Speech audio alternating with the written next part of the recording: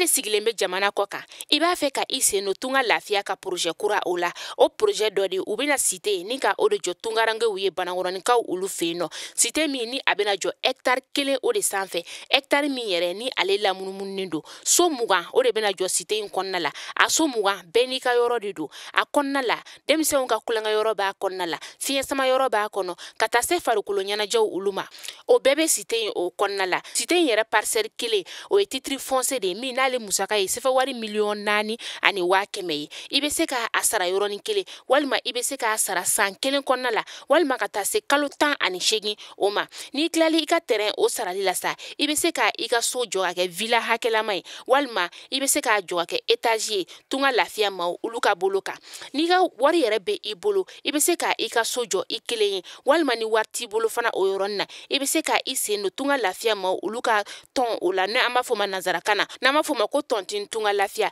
walasa ka se ka I ka so ale jɔ cité o kɔnɔna la o t'a bannen dɛ tunga lafiya maaw bɛna tila ka immeuble fana jɔ cité in kɔnɔna la immeuble min n'i bɛ se ka appartement o san chambre 3 de b'a kɔnɔna la ale ni salon 1 a musaka bɛ t'i jɔ sɛfɛ wari 15,000,000 la ka taa se sɛfɛ wari 17,000,000 ma I bɛ se ka o fana sara dɔɔni fo ka taa se san 2 ani tila ma.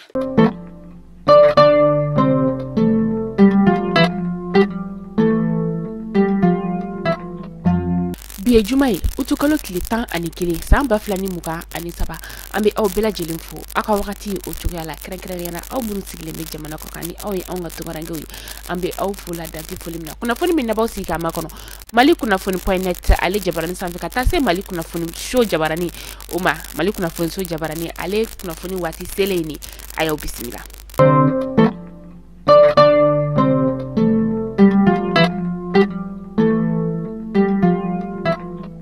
Kunnafoni daminɛla bi a yirala k'a fɔ ko maliyɛnden bɛ t'i jɔ sisan nɔ maa 22,000,000 ani maa 3,998 ani maa 485 fara ɲɔgɔnkan min ni a kɛra san 2022 kɔnɔna la o ye nin jaabi ni ka o de di. Sira min bɛ yen nɔ ni ale bɛ tɛmɛ Ɲanfunge ale ni Tɔnbɔkutu ni ɲɔgɔn cɛ nin sira in kɔni an ka fintigilakaw olu kelen do ka taa u jɔ a sira la walasa maaw olu bɛ se ka t'u ka ci la cogoya min na kɛrɛnkɛrɛnnenya sa bolimafɛn sen naanitigiw olu bɛ se ka taa ni ka segin kɛ nin dugu fila o ni ɲɔgɔn cɛ dugulamaw olu y'a yira k'a fɔ ko nin kɔni bɛna kɛ lafiyada ye olu bolo k'a sababuya kɛ u yɛrɛ kun tɛ ka se ka nin dugu fila ninnu ni ka ale sira labɔ k'a sababuya kɛ lakanabaliya ye hali n'o y'a sɔrɔ a kelen do ka hakili caw ni ka u bila la n'u bɛ sira kɔni o sanfɛ kabi san 2012 gɛlɛya kɔni bɛ u kan nin sira kofɔlen ale la nka sisan nɔ kɔni u bɛ se ka tare fɔ k'a sababuya kɛ fintigilakaw kɔni bɛ nin sira kofɔlen ale yɔrɔ la. An ka kɛlɛkɛcɛw ni o ye gacha de kɛlɛtigi maaw ye ta olu ka larawuli o kɔnɔna la dɔgɔkun tɛmɛnen yɛrɛ la sa u bɔra camion belebele 2 o kan camion belebele min yɛrɛ kɔni ni ale kɔni tun falen do bolimafɛn sen 2 minɛnw olu la o ni balofɛn kunfɔlɔ caman o fana tun bɛ bolimafɛn camion ye ale kɔnɔna la an ka fintigilakaw y'a yira k'a fɔ ko nin balofɛn ni moto kɔni ni o ye bolimafɛn sen 2 ale yɛlɛmani fɛnw ye sa ko olu kɔni tun bɛ ka taa di karogɛnɛ diinɛ tigilamaw olu de ma ni o ye gati maaw olu ye. Fédération malienne de football ɲɛma ni o ye Mamutu Ture ni bɛɛ ko ale ma ko Bavier kabini tarata tɛmɛnen ale kɔni bɛ wagati kunkurun kaso o la ka sababuya kɛ ko a kɔni ye jamana nafolo ni ka yuruguyurugu ta ka ɲɛsin o ma ani yuruguyurugu caman o kɔni bɛ a kun ka ni wagati in na.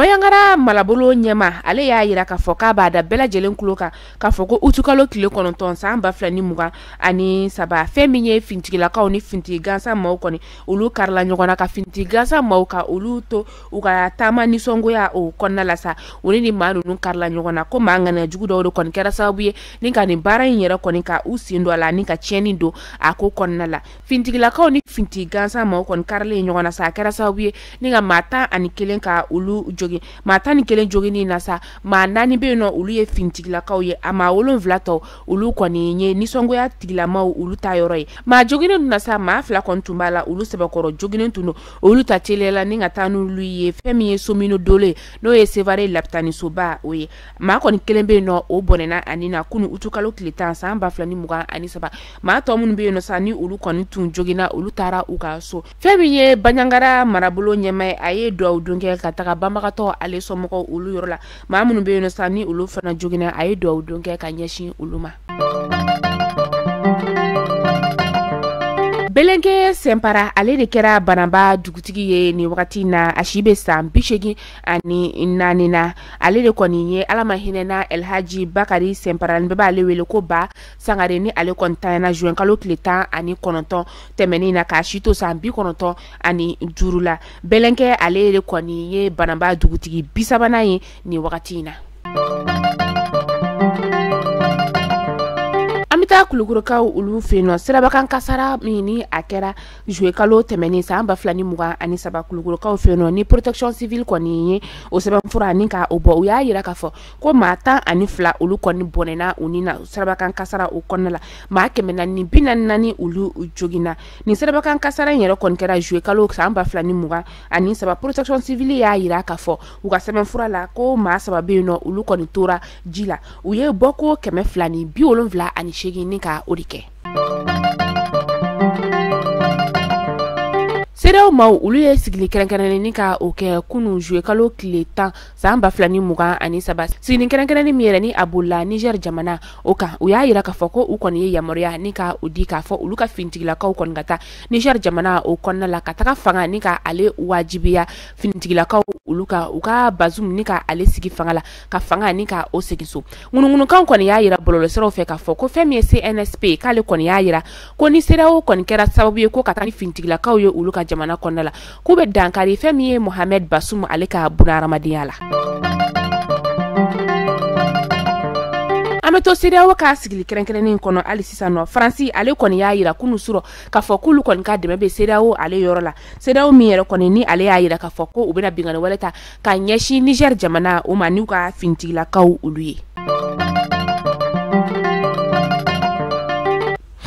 Mali kuna fundi jabaran na jabao au kulo garze kara ni kuna fundi bi juma do yana ninka da kelenge la bela jele kulo ka yana nga kuna funda tukusa tunga lafia di au nga kuna fundi o jukora madunu bai ni wakati na tereme tunga lafia ma obulo banangoro ni ka ofeno tereng kelenge la bela jele titre foncier de 15 sur 20 sefa wari million nani ani wakeme ibiseka dogo ni sara kalo ero war keme duruni bi ulo vla ani saba obe kalo tan ani flama no ka suru e mo nyokoro sa kalo tan ani shegimbi ero war keme saba ni bi shegin ani fla ibo obe kalo tan ni shegima ni clear terrain sara la terrain papier ale be ke ite e mami fana be no ko terrain be ibolo ibe feka ajo ka soro imatoro tunga lafia ma ubea o de kama o ka toni oye pari o to sebe mo ludam na samba flani muga ananta o konnala o kuma la sa villa simple le kade walma étage de kade villa simple ale 580 €, étage 780 €. Ne feka i to sebe sa message bla anga WhatsApp numéro la no 72 18 42 47 tunga lafia ko ka daka client ko kan tuguni ka fo ko femi appartement au projet fana o damnena